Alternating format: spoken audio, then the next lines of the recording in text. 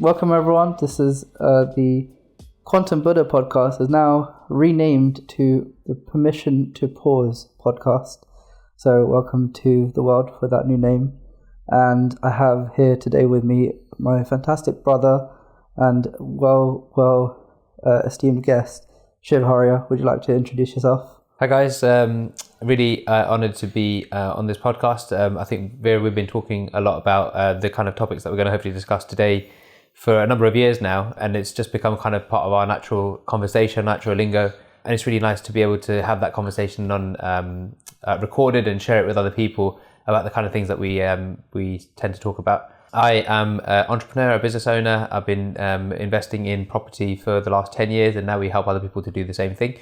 So it's sometimes people think that, you know, you can either be spiritual or you can be an entrepreneur, make money, but you can do both. And in fact, I think in some ways it's when you become an abundant person, then you can create abundance for yourself in all areas of your life, including wealth. And yeah, so what we do is we help people to build wealth, and that's what I'm trying to do for myself. And ultimately, it's all to create freedom, which is the topic of the conversation today, is to say, how can we create freedom? And there's perhaps what we're going to discuss is sort of different ways that we come at the conversation of creating freedom. For me, it was always about creating financial freedom first. And there's a sort of backstory to that if we want to go into that. But ultimately, I wanted to create financial freedom because I saw financial freedom as the cornerstone to give me freedom in my time and then freedom in my life and the rest of thinking. And then through further conversations with you, I've realized that you can have freedom in finances and in time, but ultimately if you're not free from your own thought processes basically and your own traumas, then you're never going to be free. So it's been a real learning curve with you over the last decade or so, and look forward to the next decade. Great introduction, and it reminds me of something I learned at one of these workshops by T. Harv Eker. The success mindset is like you can push someone up to climb a mountain, but it's much easier if you're already one step ahead and you're able to pull them up instead. So you push them up, being at the same level of them, or pull them up from a step ahead.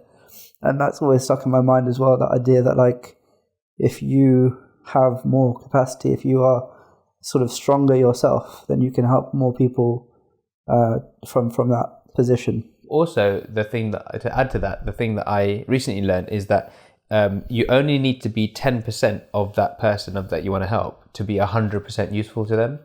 So it's not like you need to know everything about everything. You just need to be a little bit ahead of them to be able to give them infinite value.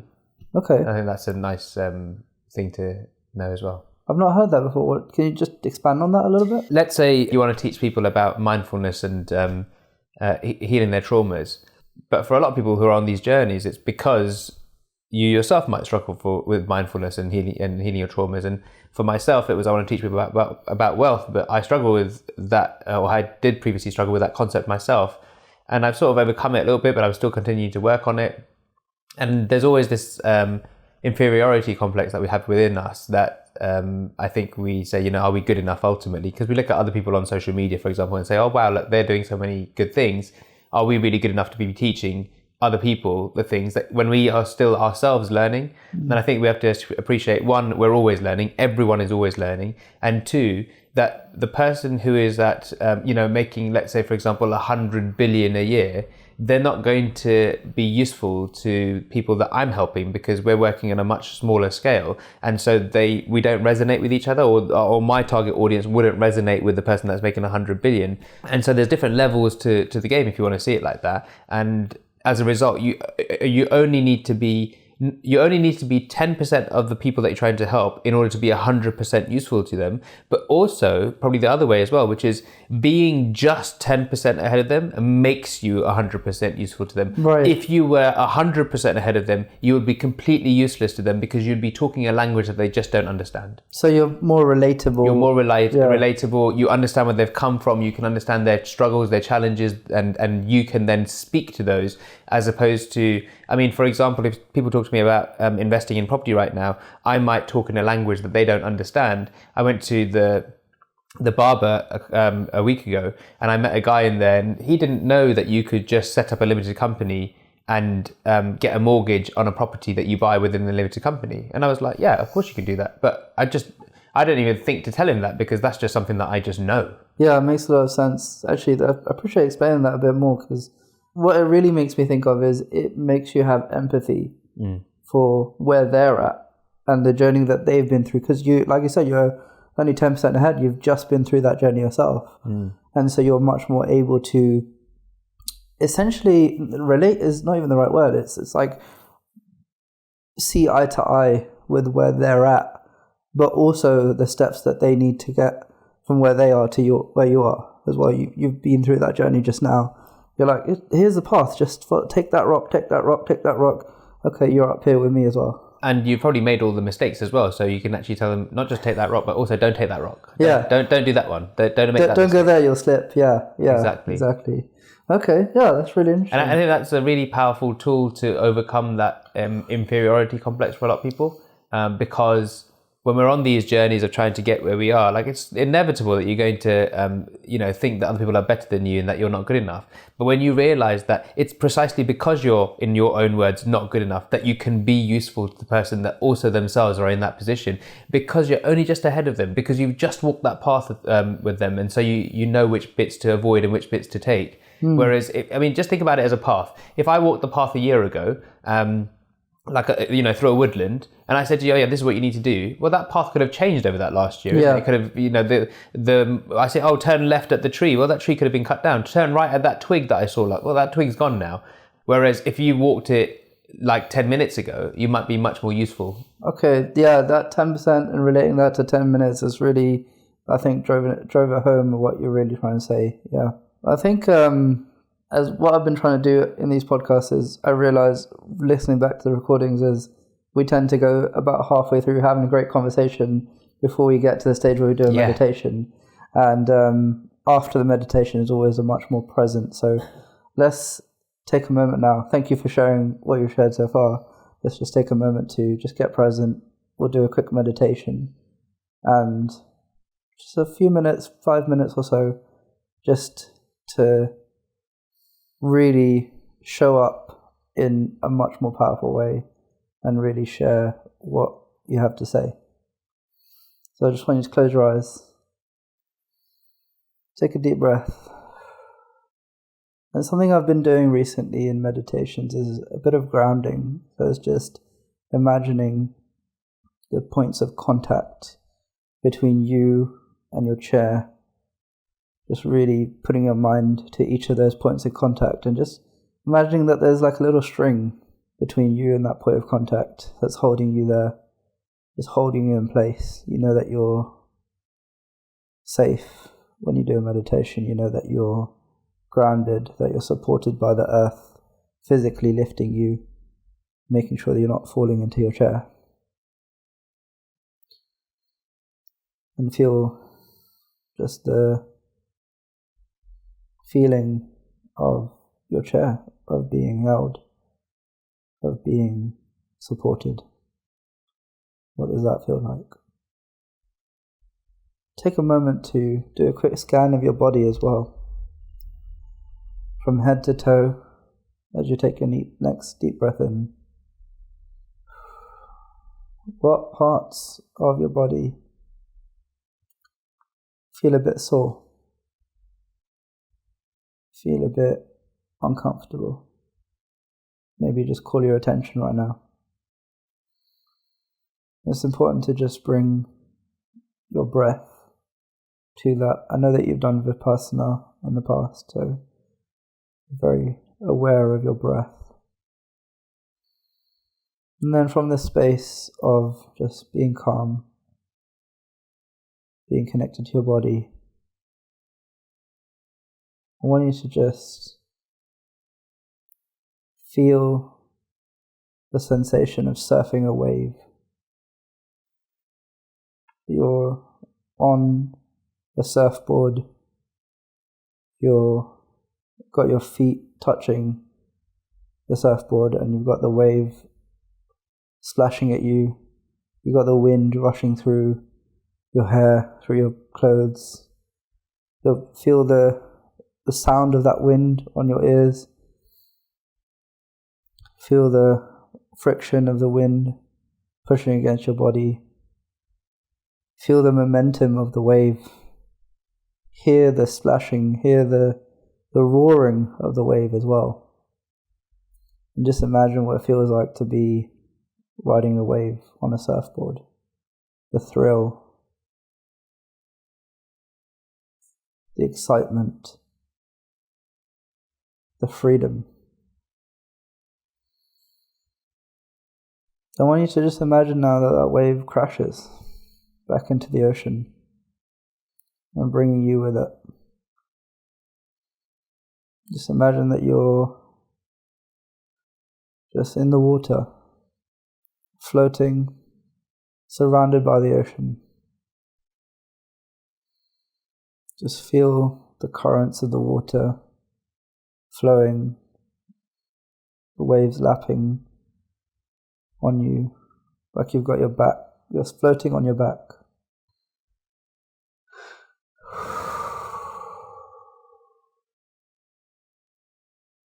Look up at the night sky.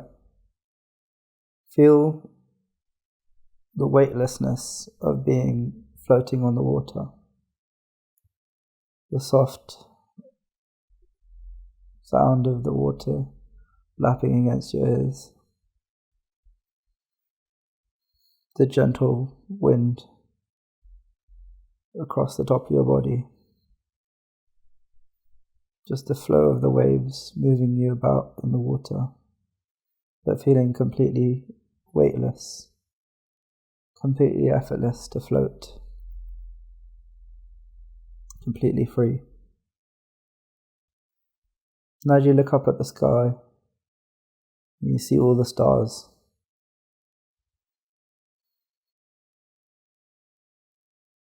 Just imagine flying through space. Like you're suddenly catapulted into space. You can fly like a bird amongst the stars.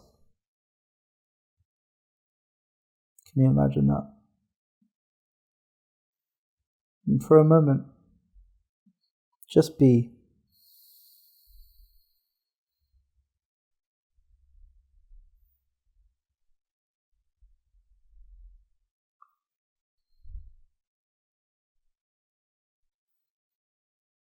Formless, shapeless, pure energy, pure soul. No thoughts, no emotions, no body, just energy. What does that feel like?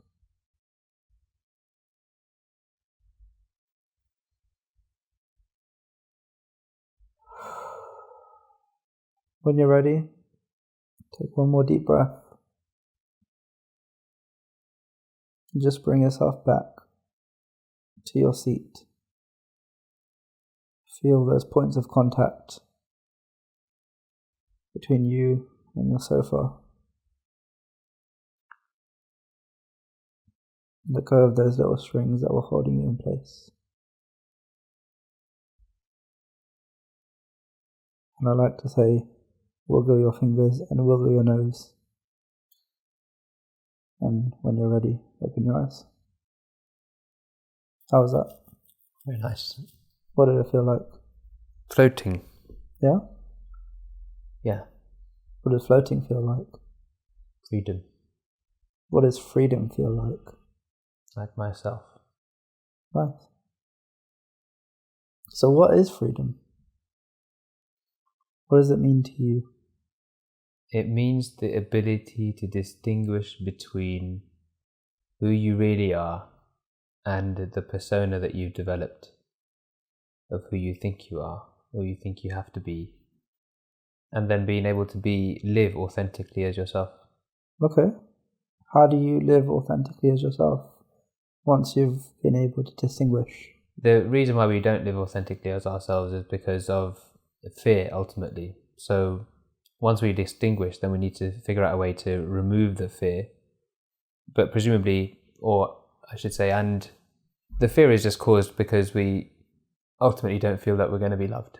So if we can find a way to love ourselves, then we realize that we don't need to be looking for love from elsewhere. In fact, a new analogy that I had was, love is like a light, and you are the light. I am the light. So the light just emanates. It's a source, and it just gives out. It doesn't give to anyone in particular. It just gives out. It doesn't give in any particular direction. It just gives out. It's who that person is. And when you start to realize that and understand that and become one with that fact that I am the light, that I'm not seeking anything, that I'm seeking to be the provider of light from me. I'm just seeking to continue to be my light. And if I'm just being my light, then there's no requirement for me to go and get the light from somewhere else. There's no requirement for me to go and get love from somewhere else, which means I can just continue to be me. I can just continue to be my authentic self. That's really interesting. It really connects with a meditation I did this morning. We were practicing one of the ones from the course I'm doing. They're called the Greatest Vision meditation. And it was a vision that I had of just being the sun whilst everyone was watching the sunset. Everyone was watching the sunset. I was the sun. And it was the idea of like, I am the light. I am emanating these like sunbeams out of me, and people are just appreciating the beauty of that. Yeah.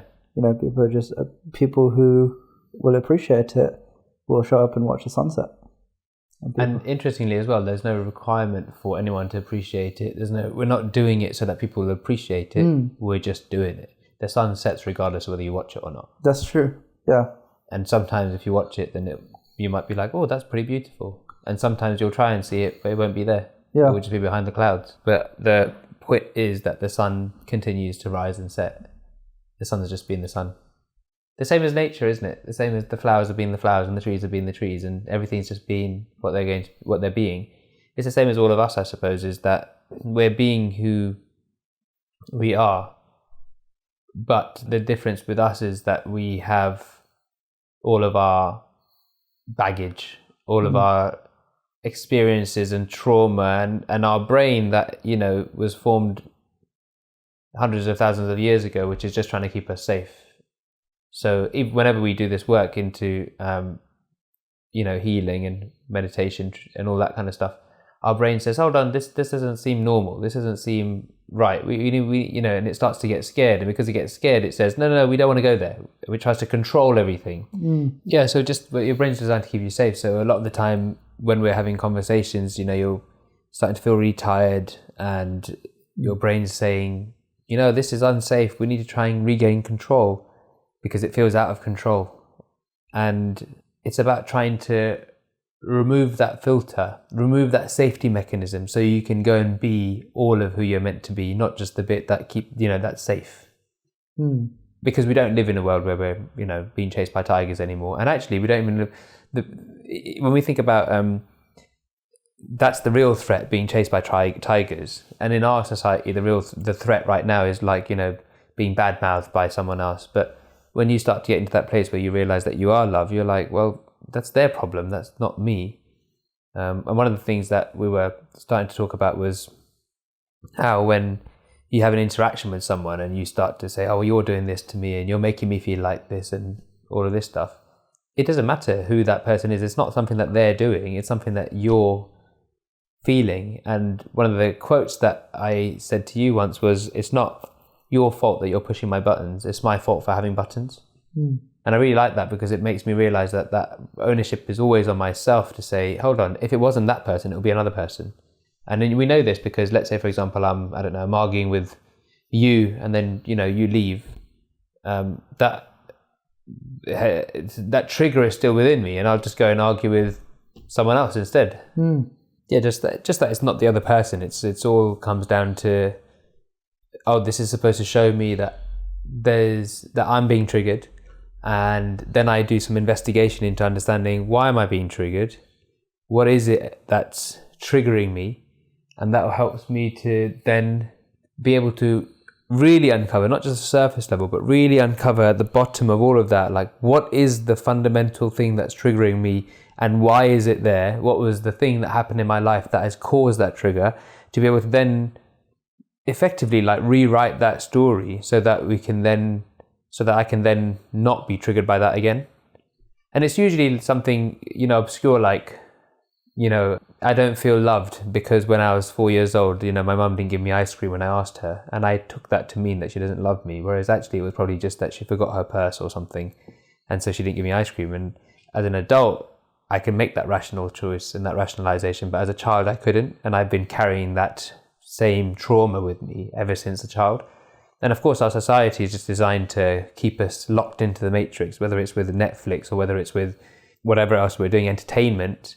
That doesn't allow us to sit and think about things and to be with ourselves and to let these things come up. And exactly that is whenever we get triggered, we then just blame the other person and we walk away, and that's the end of it. Whereas, of course, it is just, probably all of life is just a self-discovery tool. That's an interesting idea. And you mentioned that like we don't need to run away from the tiger anymore. What is that tiger nowadays? What is the things that... It's judgment, isn't it? People's judgment, basically. We always seeking people's approval because that equates to love for us. So I think in this day and age, that's what it is. Approval, acceptance, judgment. Yeah, it's a really interesting thing that I was discussing with my friend. Why do humans feel embarrassed or shame in the first place?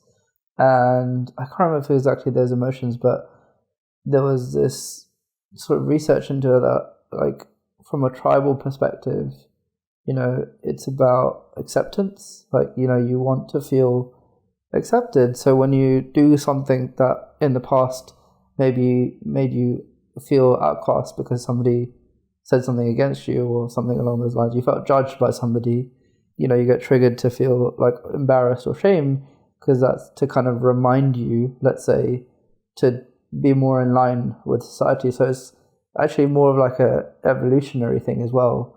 That like I need to be accepted to be loved, and I need to act in this particular way in line with what the tribe wants. And that was probably more akin to, like you said, when you were a child, where you depended and relied on other people to live and to hunt for you and to make things for you.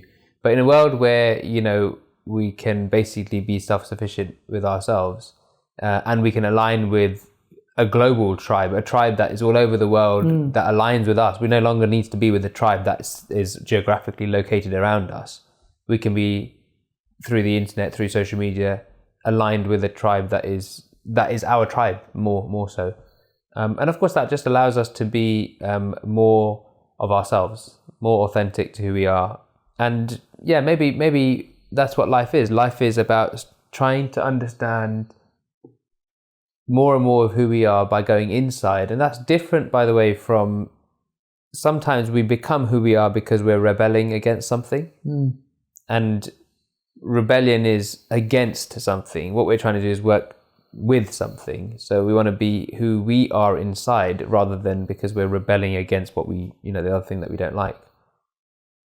And I think that's what we're ultimately trying to do. Is in this day and age, we don't need to necessarily be accepted by our geographical people around us because we can be accepted by, in this world of 7-8 billion people, there's probably a couple of other people that are more aligned to what you're like. Yeah, I usually will call with my friends in Sweden and in New Zealand and Canada and whatever every so often and just catch up with them. And I love doing that because these are people I met whilst I was traveling who, like I've chosen to be friends with them, if that makes sense. Like we choose to spend time together, whereas at work or your family or other places in your life, like you're there together because of usually geographical reasons. But this is like you say, like the global tribe. And I've totally seen that in my own life as well. You'd mentioned something else about, in this world where we can be more self-sufficient.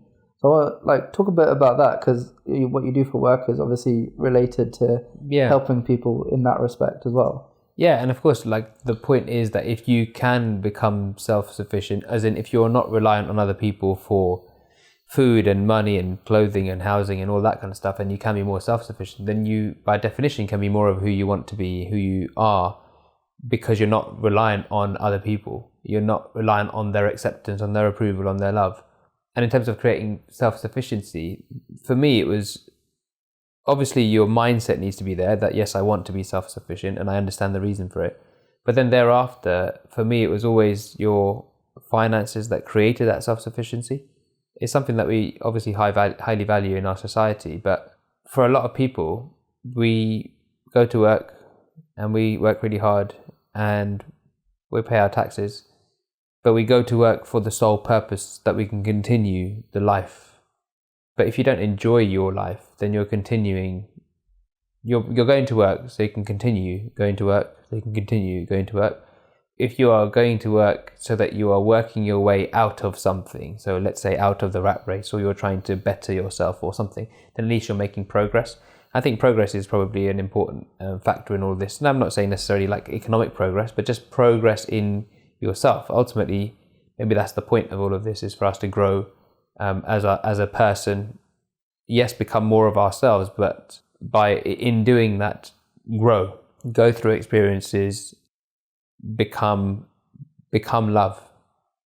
And yeah, so self-sufficiency, I think, from a financial perspective, if you got paid your salary without having to go to work, you would now have options. You'd now have the choice of whether you wanted to go to work. You'd have the choice of what you want to do with your time.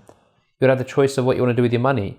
But because so many of us are, and this is the way that the world catches us, when you earn 20 grand a year, your expenses are 20 grand a year. And then you say, and then you get a pay rise and you now earn 30 grand a year and your expenses become 30 grand a year. And you earn 40 and expenses are 40, and you keep leveling up your life. And the problem is that if you keep leveling up your life like that, you never have any gap, you never have any space. And if you never have that space, then you're always working harder to get to the next level. You're working harder to get to the next level. So maybe, have you heard of that? So comparison is a thief of joy. Like maybe what we're doing is we're trying to compare ourselves to people that are ahead of where we are, saying, if only I could get there, then I'd be happy. When in reality, like, we can be happy wherever we are. We just need to live below our means. And the reason why they're saying when I get there, I'll be happy, is because when I get there, I'll have this much buffer between what I'm earning and what I'm currently spending. But obviously when you get there, your spending goes up as well. So you don't have that buffer. Right now with what you're earning, you can create that buffer by just reducing your spending. And and you probably will have a little bit more space in your life. And actually one of the things that you teach me is about slowing down. We're just all frantically rushing on this wheel in this rat race. And slowing down allows you to be rather than do. Be a human being, not a human doing. Yeah, just what you're talking about in terms of progressing and growing. Like, there's this image that came in my mind from a previous conversation, which was about, like, if you imagine a flower, right? A flower, it's first a seed that gets planted, then it gets watered, it grows roots, then it shoots up out of the ground, and it becomes a little bud. And it goes through a process of unfurling into a flower eventually. And for me, that growth that you're talking about, each of the times that you overcome something that's held you back in the past, it's a little bit more unfurled, a little bit more unfurled, a little bit more unfurled, until you can fully be a flower. Like, what is the purpose of a flower?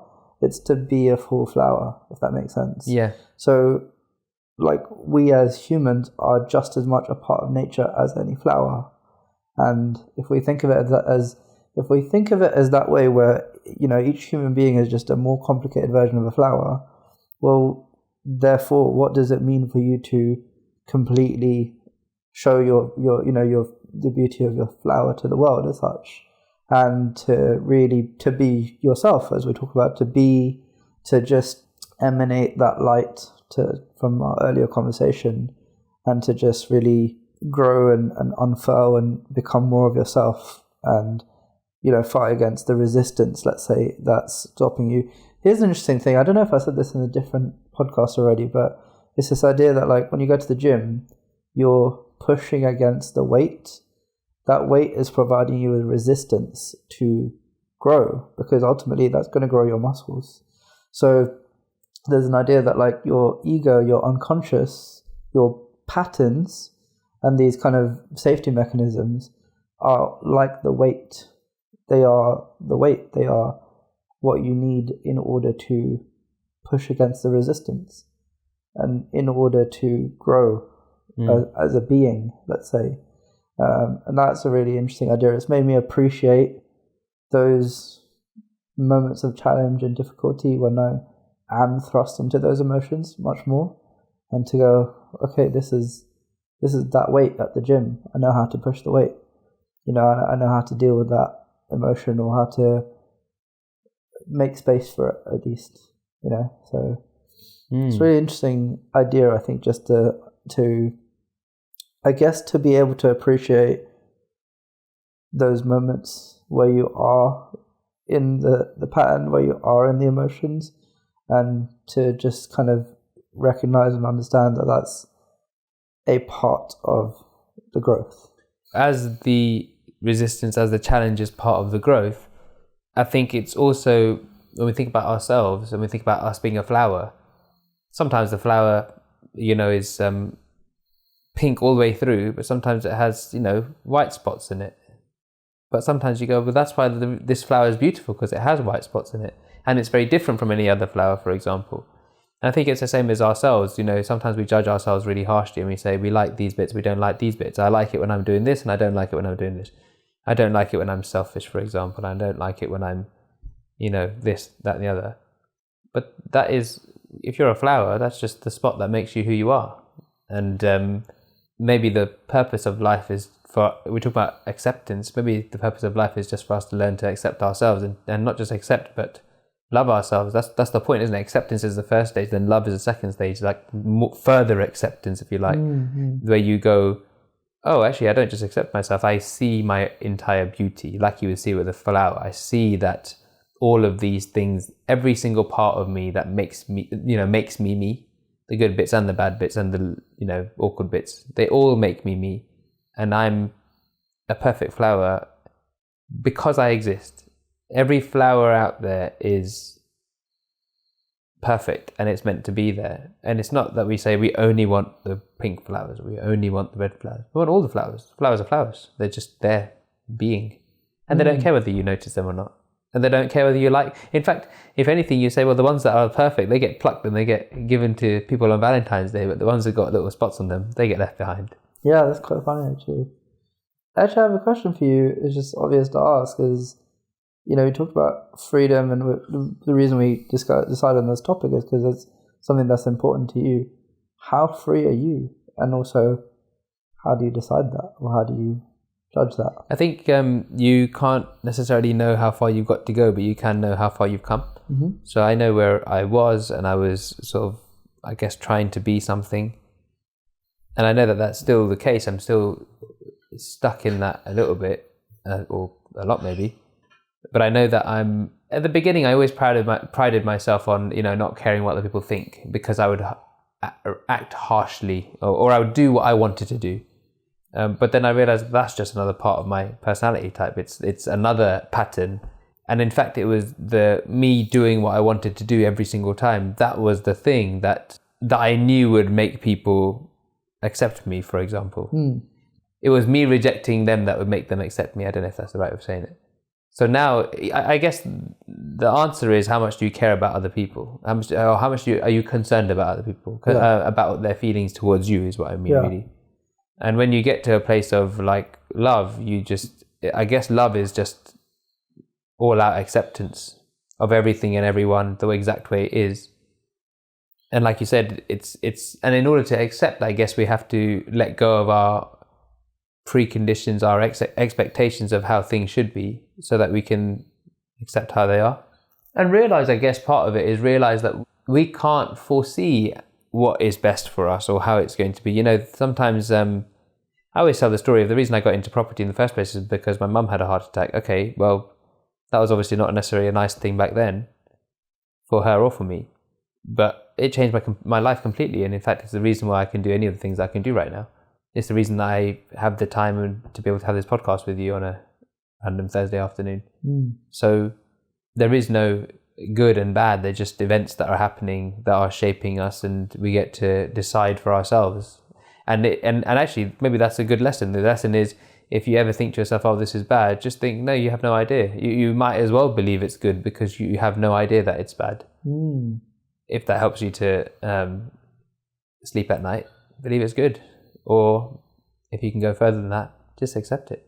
Just accept. Earlier you mentioned this idea of like when you're dealing with your traumas, you get to rewrite the story, and this is part of that, and what you said about you get to decide if it's good or bad. That's the first step, but the second step is just accepting it as it is, neither good nor bad. It reminds me of this story that I read somewhere, that it's like, there's a guy who owns a horse in a village, and his son is sent out to be part of let me just start again. So there's a guy that owns a horse. You know this one, right? Yeah.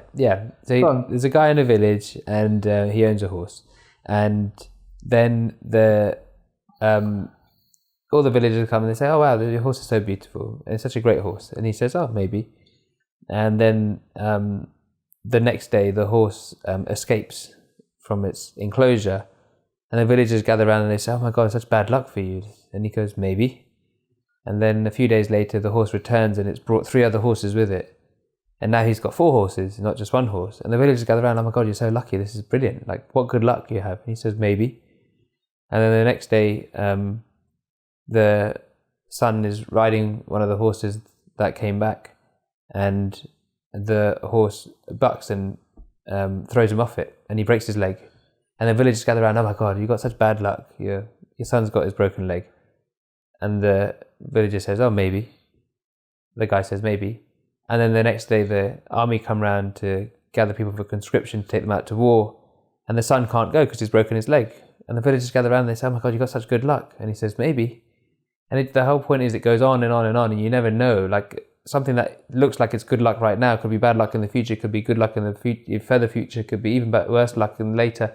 And you just never know. So on that basis, you can continue to kind of go, well, I can guess forever whether it's good or bad, good or bad, good or bad, good or bad, but I'll never get to the end of it because time doesn't stop. Time never ends. So on that basis, just accept. It'd just be so much easier just to calm your mind completely and say, let me stop trying to work out the infinite possible ways of whether it could be good or bad, and let me just accept the way it is. And one of the coaches that I had said, trade expectation for appreciation, which I thought was very nice. It was like, how do you accept? You accept by appreciating. By appreciating, oh, this is what it is. And you start to say, okay, fair enough. That's the way it is. Yeah, it reminds me of what one of our mentors, Manmeet, talks about, the idea of balance. The idea that, like, if you see something as, you judge something as overly like, oh, this is amazing, and being able to balance that and see, okay, there's actually equal negatives to that as well. But on the other hand, like you say, if you see something overly bad, you're able to see the positives of it and appreciate it and bring yourself back to balance, and ultimately continue to kind of play this game of, like, rather than going on the up and the down with your emotions, to be able to bring yourself back to that balance from the up or the down, and then being kind of a bit more stable, a bit more able to just stay in that consistent love space that's in the middle, rather than sort of flip-flopping up and down with your emotions. So, just thinking about how, because my next question was like, how do you accept? How do you, because here's the next question, right? What you said is lovely. It's a really nice idea to be love and to really kind of be in acceptance. How do you take that forward in your life? How do you do that whilst you're dealing with having to, I don't know, pay bills and you're short on money, or you're, fighting with your brother, or you're, having 4 children that are sort of screaming at you? How do you take that into your life? I think, let's imagine you're fighting with your brother or having 4 children that are screaming at you, whatever, is you realize that it's not their fault for screaming at you, and it's not their fault for triggering you. It's not their fault for pushing your buttons. It's your fault for having buttons. And so you keep coming back to yourself and you say, okay, how can I, whether it's through therapy or otherwise, remove these buttons so that I don't have the buttons, so that these things don't trigger me, so that if I've got 4 kids screaming at me, I say, wow, this is beautiful. I have 4 kids. There's people that don't have 4 kids. People that don't have any kids. And the way that I've been started to do it recently is, first of all, again, awareness is the key, right? You have to be aware. And a lot of the time we just sit and bitch, moan, blame and complain to other people. What we really need to be doing is putting ourselves back to ourselves and going, oh, hold on, this is showing me something. This is showing me that I've got a trigger. Okay, wonder what that trigger is. Why did I get triggered? And becoming curious, I think, is probably the answer. Becoming curious about what it is, why is it there, when did it come from, when did it come, what can I do about it? And then once you get to a place where you start to see that this is not a failure of other people, it's actually just it's just you and your baggage. Then the way that I, at that exact moment, is I then literally say to myself in my head, I say, I am love, I am love, I am love, and remind myself that I am the flower and my job is just to bloom. That's it. There's nothing else there. I'm not trying to get anywhere. I'm not trying to travel the world. I'm not trying to make loads of money. I am just trying to be the flower, be me, and reminding myself that I am okay without the money or the love or the this or the that or the whatever else, because I am enough in myself. I don't need to go and get other things from other people. The reason why here's an example. So we sometimes fear that people in our lives are going to leave or are going to die, for example, or partner's going to leave or something. And the reason why we fear that is because we feel that they are the ones that are giving us the love. And when we can get to a place where we realize that we are the light and we are the ones that are emanating, and it's only as a result of the fact that we're emanating can we even see and feel their energy, then we can detach ourselves from them. And in detaching ourselves, then we then become free to say, well, they are just a person in this planet just like we are, and we will enjoy their company as long as it lasts, and then if it doesn't, or if they pass away, then that's their journey and that's the way it is. There is only one thing. Have you heard that thing? There's only two things that are certain in life: death and taxes. So death is going to happen to all of us. It could happen any time, and a lot of the time we try to hold on to people, and we can spend ages trying to hold on to people, and in the end we realize we were holding on to them because we wanted something from them. And actually that's another thing that my therapist once said to me is you want someone to want you, not to need you. And likewise, you don't want to need someone, you want to want them. Isn't that much nicer to want them? Because when you need someone, and when someone needs you, they don't have a choice of whether to be with you or not. They need you. But when they want to be with you, it's their choice. They're deciding to be with you. That comes back to freedom, doesn't it, really? Yeah, the choice. The choice. And once you can be full and complete in yourself, then you have the choice of, well, what do I want to do, and who do I want to let into my life, and how do I want to behave around them, etc. But when you don't have that freedom, when you're not full in yourself, you spend your time trying to please other people, and as a result, you don't have a choice of whether you want to do that thing or not, because you know that if you don't do that thing, then it's not going to please them, and your job, you think, is to please them. Because you're trying to get love from them, because you don't love yourself, because you don't think you're enough. And it's really interesting because there's a quote that I've always thought about from Coach Carter that just seems obvious to share. It's like, our greatest fear is not that we're inadequate. Our greatest fear is that we're powerful beyond measure. And, you're talking about these things that, like, people are scared that they're not good enough and that their insecurities and their traumas. But ultimately, actually, I think, and it's really interesting. This is two books that I've read recently that really talk about this, The Courage to Be Disliked and Be Your Future Self Now, which is heavily based on man's search for meaning. And they both talk about this idea that they refute the idea that your, sort of future is driven by your traumas. And that actually... You're choosing it. Yeah, exactly. No, they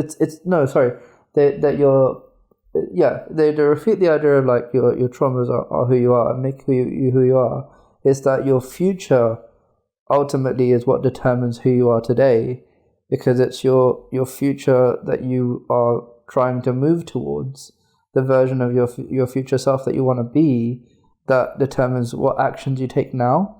And ultimately, where your traumas come in, I understand, is where your traumas limit your future self and limit the vision that you have of your future self in a particular way.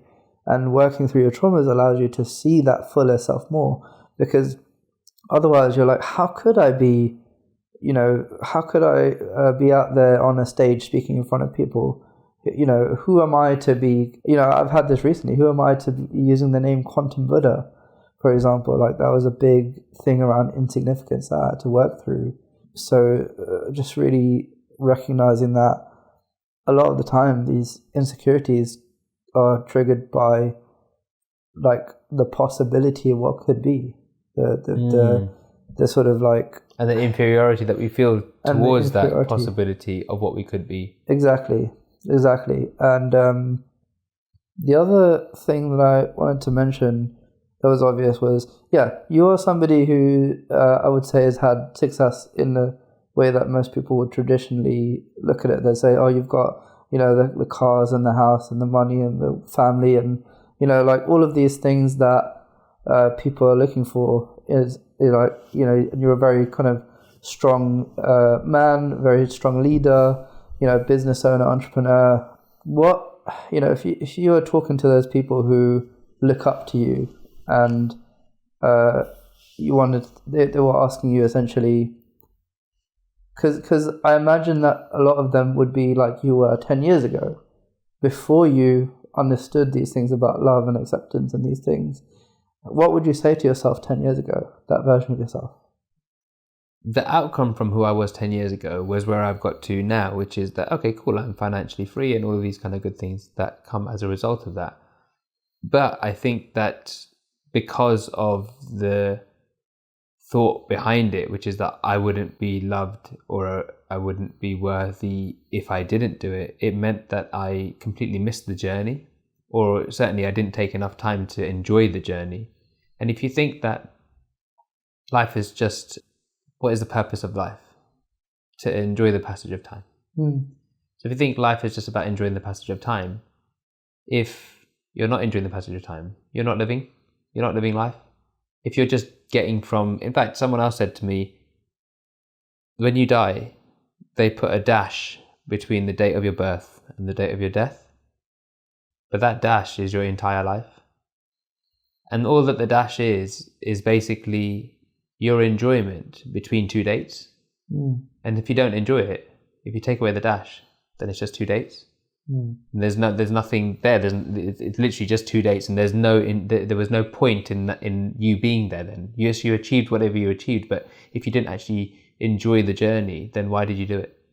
And I think that probably now, with where I am now and going forward, it's about saying, okay, these things are happening, but let's enjoy the journey and enjoy the process, and stop trying to get somewhere. And I also, talking about where I was 10 years ago, I think it's also much easier, and this is why I think everyone has a responsibility to get rich, or at least to become financially secure, financially independent, is because when you are financially independent, then you have a lot less financial worries and a lot less financial stress. And as a result, you can be the best version of you. You can't be the best version of you if you're constantly worrying about bills and debt and mortgages and all this kind of stuff. But I mean, it's a very bad example, but I'll give it to you anyway, is that, if I get a parking ticket, I just tell my PA to pay it. Whereas before, I remember I get a parking ticket, even though I knew I was in the wrong, I'd spend weeks trying to find the best template online that I could write a letter to them to give them some reason why I should get out of it. We'd go back and forth on correspondence and then try and, and in the end, I'd probably have to pay it anyway. Yeah. So it's like all the aggravation for probably what was like £30 or something. Whereas now it's like, just pay it. Let's move on with our lives. Let's focus our energy on creating and on being rather than on fighting. And actually, maybe that's the sort of topic we can finish this conversation off on. Is someone once told me, actually just a week or two ago, about the difference between force and power. And they said force is an action that you do to make things happen, whereas power is who you are, your being, which attracts. So it doesn't push, it pulls. And I think that's a really interesting concept, especially because for the masculine, we talk about masculine and feminine energies. For the masculine, and I think I embody, or have embodied certainly for the last 37 years of my life, 36 years of my life, have been very much more masculine. And that's drive, direction, detail, decision making. It's all the things that get you to be, as you say, outwardly successful in life. But it's all about forcing things to happen. It's all about controlling and bending the universe to your will and making things happen. And that's how I've lived my life for a long time. And I'm coming round to the idea that, and I suppose it's only when you realize that forcing stuff is only 10% successful. But you don't know it, because at the time, you just think you have to, because you've got to make that 10% success. You've got to make that 10% progress. When you stop forcing, and you can start to, and this is the process I'm going through at the moment, you can start to just accept the way that things are and accept the way that things are playing out. Then maybe you can step into your power. And some people are very easy to step into their power rather than forcing. They just accept the way that things are. And some people need to get kicked in the face and then they accept their power. Yeah. And I think that for me, I really needed to get to a place where I realized that the force isn't working. Just everything that I'm doing is not working. Then I have no choice but to step into my power. And that means, and actually I say step into my power, what I really mean is, but to let go. But to let go of trying to control everything and just be me and trust that the things that are meant to find their way to me will find their way to me. And I think that's an important topic, the force and the power and the masculine and the feminine. And what I recently, even just this morning, I was thinking to myself, maybe the purpose of our life is, or certainly for my life, if I think that I've been leaning much more towards the masculine for a while, it's to start to discover the feminine and to start to see that, oh, I'm a perfect embodiment of both. I'm a perfect embodiment of, both energies, not just one-sided energy. And it's the balance. That's what we were talking about earlier, isn't it? So I think coming back to it, like freedom is being able to live life on your terms, being able to grow, being able to attract rather than forcing, being able to be aware of your stories and traumas and not letting your life be dictated by them, and being able to be. There's one more thing to share and one more question for you before we finish up. The thing to share was, I remember hearing in the music videos, we're not here to divide and conquer, we're here to provide and prosper. And I love that idea of like you say, be creative, be collaborative, work together, create more rather than to separate and create less. The question that I always end my podcast on is, what are you grateful for? For this life that we get to live. For this life that we get to live, for the fact that we get to grow, for the fact that we get to learn about things like acceptance, for the experiences that we get to have. Ultimately we come down to what is life? What's the purpose of life? And I always think to myself, it's to feel the feelings and experience the experiences. We're just here for the present, to experience it. Or you can think of it as, enjoying the passage of time. Either way, you're just here to experience it. And so there's nowhere to be, there's nowhere to go, there's nowhere to get to. If you're just here to experience it, then I think I'm grateful for the opportunity to experience it. Yeah, I call that the just being grateful to be alive. Yeah. I'll just share as well. For me,